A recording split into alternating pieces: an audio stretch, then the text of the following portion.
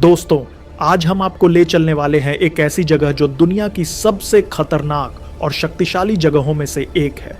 एक ऑफशोर तेल प्लेटफॉर्म जहां से निकलता है वो काला सोना जो पूरी दुनिया की अर्थव्यवस्था चलाता है। दुनिया की पूरी जियोपॉलिटिक्स इसी पर चलती है। जिसके पास ये खजाना है वह इस दुनिया का बादशाह है। आपकी गाड़ी का पेट्रोल, आपकी रसोई की गैस, आपके मोबाइल का प्लास्टिक और न जाने कितने पदार्थ जो आपके दैनिक उपयोग में काम आते हैं, ये सब कच्चे तेल से ही उत्पन्न होते हैं। लेकिन क्या आपने कभी सोचा है कि यह तेल जमीन की इतनी गहराई से निकलकर आपके घर तक कैसे पहुंचता है? वह प्रक्रिया इतनी जटिल और खतरनाक है और साथ में इतनी अद्भुत है कि देखकर आपकी आंखें खुली की खुली रह जाएंगी। आज के इस वीडियो में हम स्टेप बाय स्टेप देखेंगे कि एक ऑफशोर प्लेटफॉर्म पर क्रूड ऑयल कैसे एक्सट्रैक्ट होता है, कैसे स्टोर होता है और कैसे एक जॉइंट टैंकर शिप में लोड होता है। ये प्रोसेस एक इंजीनियरिंग का मास्टरपीस है जिसमें हजारों वर्कर्स, माइल्स लंबी पाइपलाइंस और बिलियंस का इक्विपमेंट काम करता है। इस पूरे कॉम्प्लेक्स प्रोसेस को हम इजीली इस वीडियो में आगे समझेंगे। इसलिए अगर ऐसे मजेदार वीडियोस आपको पसंद आती है तो प्लीज इस चैनल को सब्सक्राइब कर लीजिए और आगे बढ़ने से पहले इस वीडियो को एक शेयर और लाइक भी जरूर से कर दीजिएगा।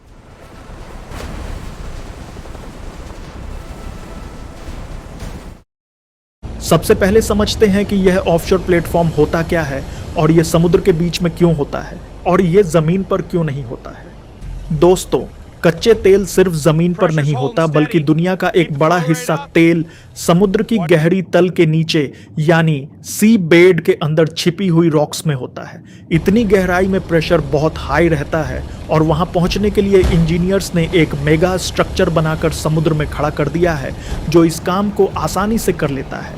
इसे ही कहते हैं तेल रिग प्लेटफॉर्म। ये प्लेटफॉर्म 3 प्रकार के होते हैं। पहला फिक्स्ड प्लेटफॉर्म जो सीधा सी बेड में गाड़ दिया जाता है। इसके लिए समुद्र की गहराई कम होनी जरूरी है ताकि इसके पैर सी बेड तक पहुंच सके। दूसरा फ्लोटिंग प्लेटफॉर्म जो पानी पर तैरता है मगर एंकर से टिका होता है। और तीसरा FPSO यानी floating production storage and offloading vessel जो एक फ्लोटिंग फैक्ट्री की तरह काम करता है। इनकी हाइट 300 से 600 फीट तक होती है, मतलब यह कुतुब मीनार से भी ऊंचा होता है। एक बड़े प्लेटफॉर्म पर 200 से 500 वर्कर्स रहते हैं जो 24 घंटे 7 दिन काम करते हैं। इनके पास hospital, helipad, gym, dining hall सब कुछ होता है क्योंकि ये लोग महीनों तक घर नहीं जा सकते। ये प्लेटफॉर्म्स इतने स्ट्रॉन्ग होते हैं कि 30 मीटर ऊंची वेव्स और कैटेगरी 5 तूफान भी इन्हें हिला नहीं सकता। एक ऑफशोर प्लेटफॉर्म बनाने में 5 से 10 बिलियन डॉलर्स लगते हैं। सोच लो कितना बड़ा इन्वेस्टमेंट है ये। और इसके बावजूद ये एक जरूरी काम करते हैं जो पूरी दुनिया की एनर्जी नीड पूरी करती है। लेकिन सिर्फ प्लेटफॉर्म बनाने से काम नहीं होता बल्कि असली चैलेंज तो सीबेड को ड्रिल करना होता है। और इसी पर हम आते हैं अपने सबसे इंटरेस्टिंग पार्ट पर, ड्रिलिंग द सीबेड।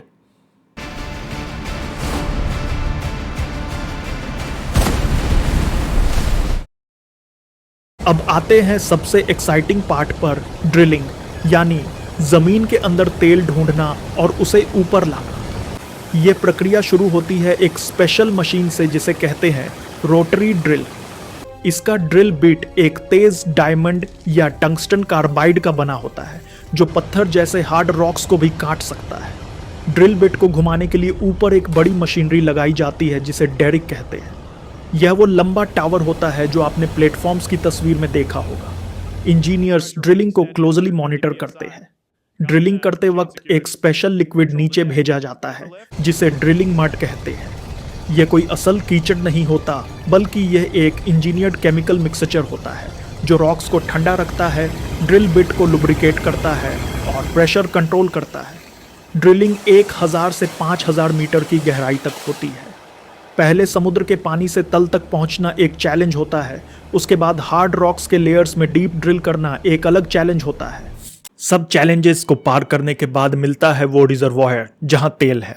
जब ड्रिल ऑयल रिजर्व तक पहुंच जाता है तो एक बड़ा डेंजर होता है, ब्लो आउट रिस्क। मतलब जब अंडरग्राउंड प्रेशर इतना हाई होता है तो इसके अचानक से ऊपर के तरफ निकलने का रिस्क होता है, बिल्कुल वैसे ही जैसे कोल्ड ड्रिंक की बोतल से बाहर निकलता है। इसे रोकने के लिए प्लेटफॉर्म्स पर लगाया जाता है BOP यानी ब्लो आउट प्रिवेंटर। ये एक विशाल वॉल्व सिस्टम होता है जो इमरजेंसी में पूरी वेल को बंद कर सकता है। 2010 में एक घटना हुई थी जहां ब्लाउट प्रिवेंटर्स फेल हो गई थी और दुनिया का सबसे बड़ा तेल स्पिल हो गया था। एक वेल को ड्रिल करने में 60 से 100 दिन लगते हैं और एक प्लेटफॉर्म पर एक साथ 20 से 40 वेल्स ड्रिल हो सकती है, अलग अलग एंगल्स पर। जब वेल तैयार हो जाती है तो शुरू होता है एक्सट्रैक्शन का प्रोसेस, यानी तेल को जमीन के अंदर से ऊपर खींचना। और यहाँ एक इंटरेस्टिंग बात है, बहुत बार तेल को पंप नहीं करना पड़ता क्योंकि अंडरग्राउंड इतना ज़्यादा प्रेशर होता है कि तेल खुद ऊपर आ जाता है। इसे कहते हैं नेचुरल फ्लो। लेकिन जब प्रेशर कम होता है तो उसमें कुछ अलग टेक्निक्स लगाए जाते हैं, और ऐसा जनरली उन फील्ड्स में भी किया जाता है जो पुराने हो चुके हैं और जिनकी प्रेशर कम हो चुकी है। चलिए इस प्रोसेस को आगे अच्छे से समझते हैं।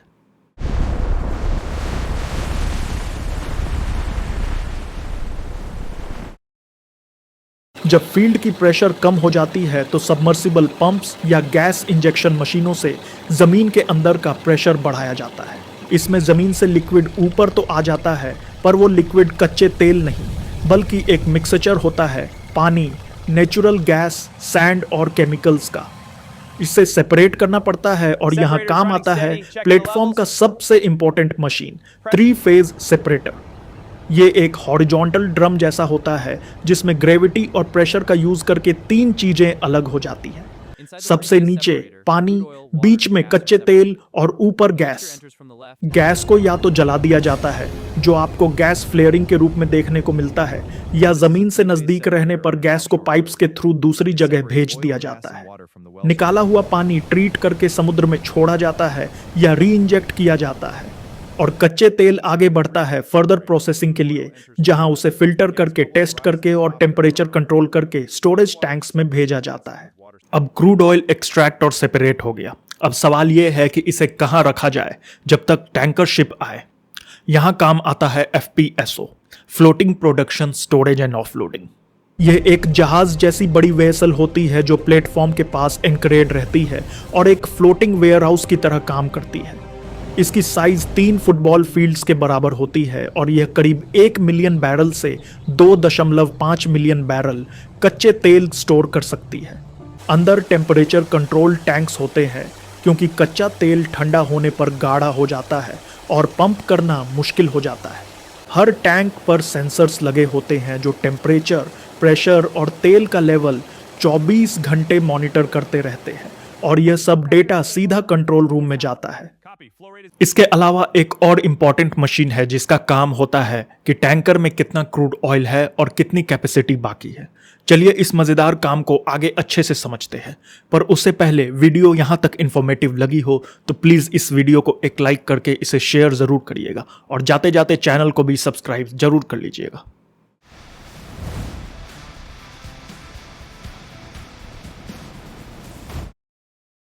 FPSO में कस्टडी ट्रांसफर मीटरिंग लगी होती है, जो कि एक महत्वपूर्ण सिस्टम है। इसका काम कच्चे तेल को बिल्कुल सटीक तरीके से मॉनिटर करना है, क्योंकि एक बैरल की भी इधर उधर लाखों डॉलर का नुकसान कर सकती है। अब जब FPSO फुल होने लगते हैं तब वक्त आता है टैंकरों के आने का। दोस्तों, अब वो मोमेंट आ गया है जिसका पूरा प्लेटफॉर्म इंतजार कर रहा था। दूर समुद्र में एक काला साया नजर आता है और धीरे धीरे वो जायंट टैंकर शिप प्लेटफॉर्म की तरफ बढ़ रहा होता है। यह कोई छोटी बोट नहीं, यह होता है VLCC यानी very large crude carrier. 330 metre लंबा, 60 मीटर चौड़ा, मतलब एक छोटे मोहल्ले जितना बड़ा अकेला जहाज। टैंकर कैप्टन और प्लेटफॉर्म कंट्रोल रूम के बीच लगातार रेडियो कम्युनिकेशन होती है। स्पीड, डायरेक्शन, हवा और करंट सब कैलकुलेट किया जाता है, क्योंकि एक छोटी सी गलती भी कैटास्ट्रोफिक एक्सप्लोजन का कारण बन सकती है। टैंकर को सही पोजीशन पर लाने के लिए स्पेशलाइज्ड मरीन पायलट्स आते हैं जो पूरी जिंदगी सिर्फ यही काम करते हैं। एक बार सही डायरेक्शन में टैंकर आ गए तो नेक्स्ट स्टेप होता है मूरिंग। मोटी स्टील रोप्स से टैंकर को FPSO से बांधा जाता है। इस तरह के एक रोप का वजन 100 किलो प्रति मीटर होता है और इसे लगाना काफी रिस्की और मेहनत का काम है, पर एक बार ये टैंकर से लग गए तो FPSO के साथ टाइटली बांध कर रखते हैं। वेव्स या हवा के डायरेक्शन से भी टैंकर्स हिलते नहीं हैं। यह बहुत जरूरी है ताकि तेल समुद्र में ना गिरे।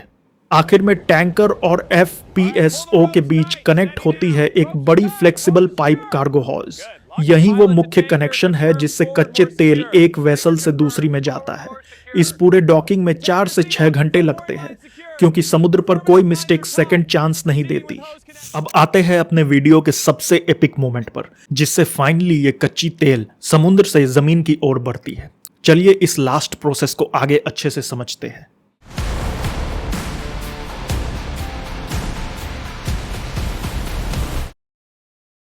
एक बार हॉज कनेक्ट हो गई तो शुरू होती है एक 5000 हॉर्स पावर का मेगा पंप, जो 1 घंटे में 500 बैरल या 80 लाख लीटर कच्चे तेल पंप कर सकता है।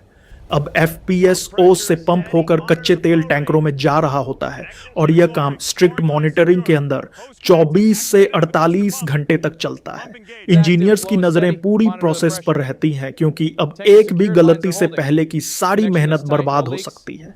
जब सारे टैंक्स फुल हो जाते हैं, हर एक लीटर का हिसाब होता है और डॉक्यूमेंट्स साइन होते हैं जो बिलियंस डॉलर्स का ट्रांजैक्शन पूरा करते हैं। फिर मूडिंग लाइंस खुलती हैं और वो जायंट टैंकर धीरे धीरे होराइजन की तरफ बढ़ जाता है। यहां से कच्चे तेल का मुश्किल काम खत्म होता है। ये तेल पहुंचता है रिफाइनरी और उसके बाद आपके घर के बगल के पेट्रोल पंप तक। तो दोस्तों, अगली बार पेट्रोल पंप पे एक पल रुक के सोचना उन हजारों वर्कर्स के बारे में जो समुद्र के बीच रात दिन काम करते हैं ताकि आपकी दुनिया चलती रहे। अगर आपको भी इस तरह के एनर्जी रिसोर्सेज के ऊपर वीडियोस देखना पसंद है तो कमेंट में क्रूड ऑयल जरूर लिखिएगा, और जाते जाते वीडियो पसंद आई हो तो लाइक, शेयर और सब्सक्राइब जरूर से जरूर करिएगा। मिलते हैं अगले वीडियो में, तब तक अपना ख्याल रखिएगा।